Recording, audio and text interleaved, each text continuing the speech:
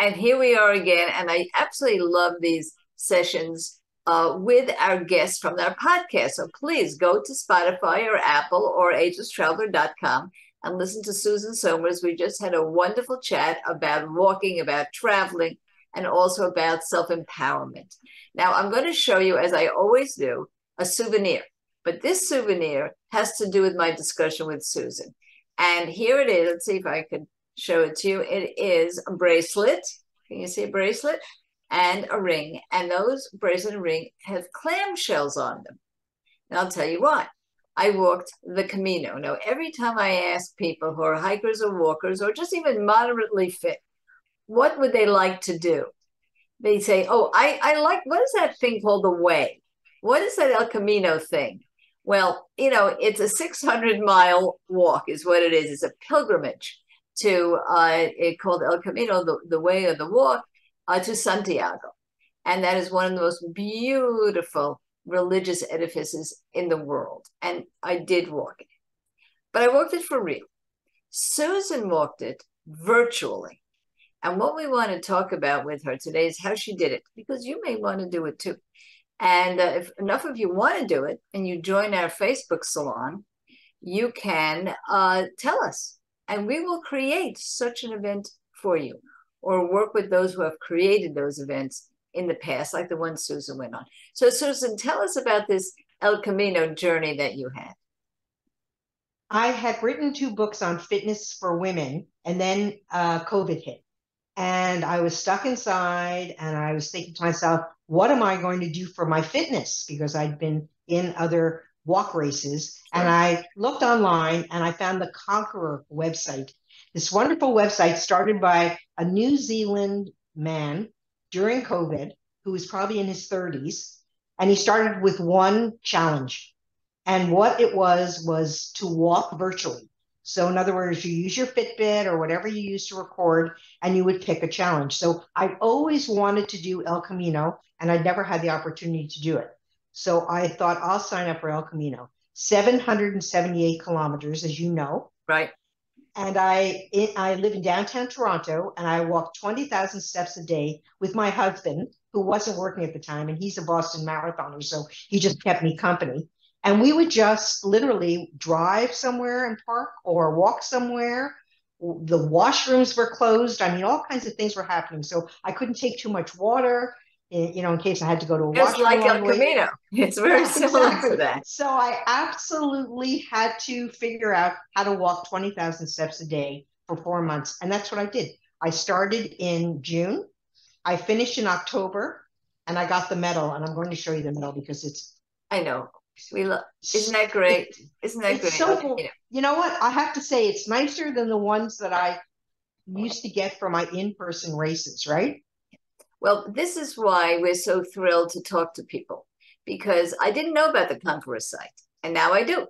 And so I'll be able to share that with you on the show notes at Susan's Apple, Spotify, a podcast, but also make a collaboration so that I can offer what they do to you if you really want to walk and you really don't have the companions, or you don't want to go and travel and get on a plane to do so, where you can really walk long distance and train yourself in a group.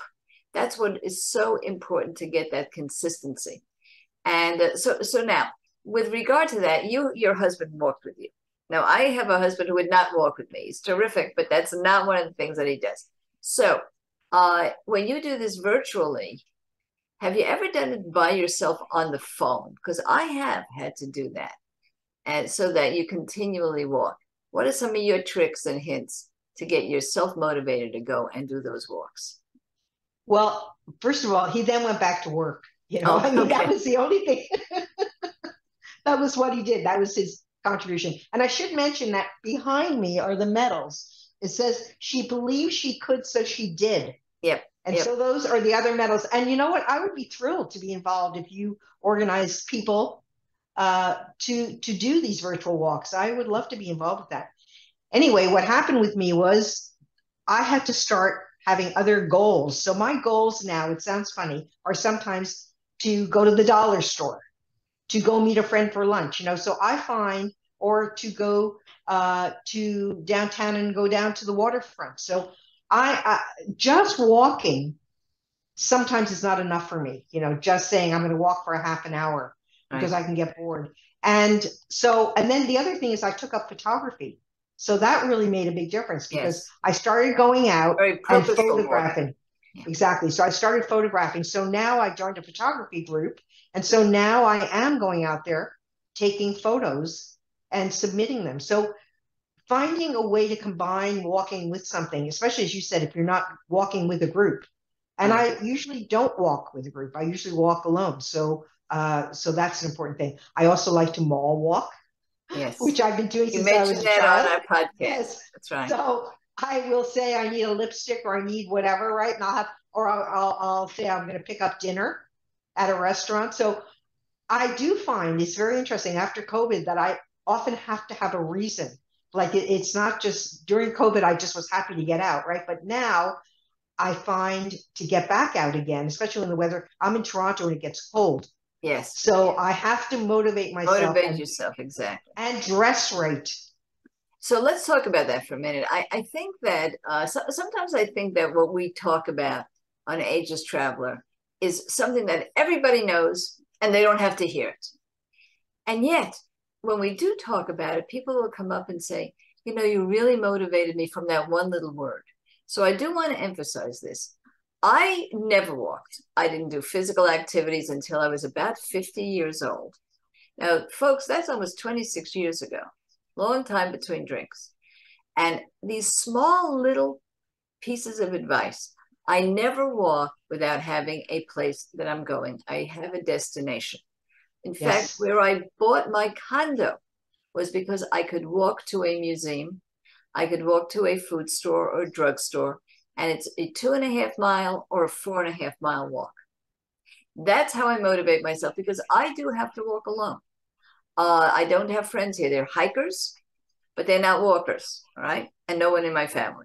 So I emphasize this. People say, how do I get motivated? Find a place you really like to go. Believe it or not, we have estate sale places here. I like to see the stuff.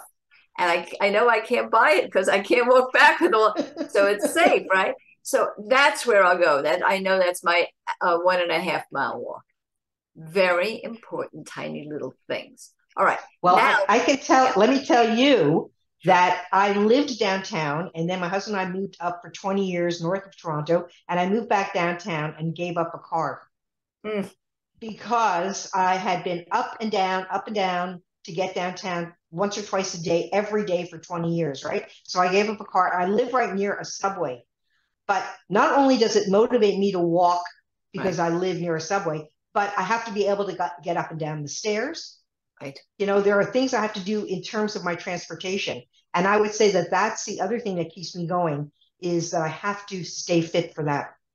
Yeah.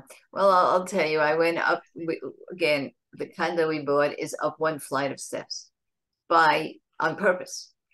And my real estate friend came with me. She saw it for the first time and she said, "Oh, you went counter to the market," meaning everybody wants a condo on the first floor and they don't have That's to right. walk. Well, let me tell you something. It's a health issue. It's like not Absolutely. smoking. That's just my opinion. But there you go. What I wanted to point out, folks, was that we don't have such great support systems either. We are our own support system at Asia's Traveler, and we create it for ourselves, and you can too.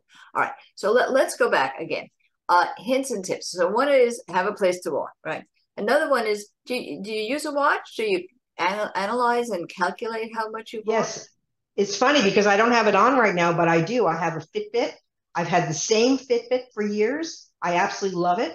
I make sure I do 10,000. I try to do a lot more than that, but I will walk around the apartment. I'll walk down the hallway. I'll walk anything to get my steps. So yeah, I absolutely believe in every day having a goal in terms of how far you walk. And for some people, not for us, but you did mention it, is a dog. People are forced, they have to go out, they have to take care of that animal. But for us, it is self motivation in a lot of different ways because we're the animal that we're taking care of. All right. So before we leave this, I do want to say one last thing. when you're walking and you're traveling, because you have spoken to us about how to make sure you hit the ground walking, as they say, when you travel somewhere so that you're off the beaten path as quickly as possible. When you walk by yourself, do you take any kind of safety precautions? I'm just thinking about that now because I'm walking in places where there are coyotes and there are actually snakes and bears. So it's not so much the people, which you may think about in a big city, but where I am, it's the animals. Again, how about you? Do you just walk out the door, or what do you bring with you when you walk by yourself? I actually don't bring things with me. I do try to not walk at odd times. Like I won't walk too early in the morning and I won't walk too late in the day. And because I walk a lot on in a ravine, there are often people around me. But that's a very good question. You're right. Do I take a whistle? I mean, I know people who carry a whistle or mace or whatever they would have with them, right? What do you do then? What do you do? Yeah, well, first things first is water. In fact, if I ever forget it, I will actually double back and get the water. That's Yes, that important. makes You sense. mentioned it being cold. Where I am, it's hot. So you have to hydrate.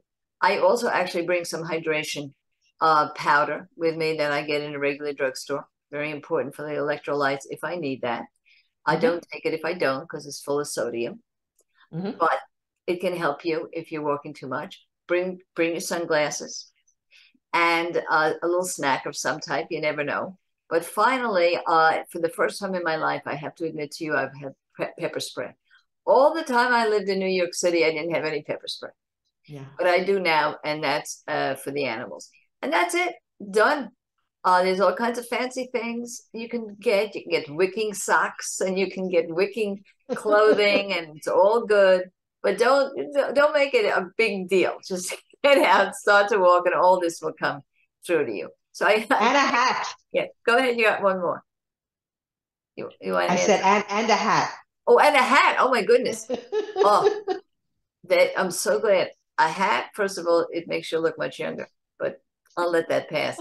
And the second thing is the cream, the sun. Even in the Toronto, Ontario, and it's winter, you don't see any sun. Yes, Wear sun. Yeah, for sure. yes, I agree with you. It's true. So thank you. Keep getting the medals. Keep encouraging us. And if Okay, you have great. questions, don't forget, if you have questions for us, for Susan, for any of our advisory board members, you find them all on several ways that you can ask those questions. Spotify, right on our podcasts, Pod Inbox, which you're going to find a link on the show notes to all of our podcasts. And of course, join us at our weekly salons, Facebook salons, and you'll be able to ask questions on Zoom, just like we're talking to you right now. So enjoy and never stop traveling. Thank you.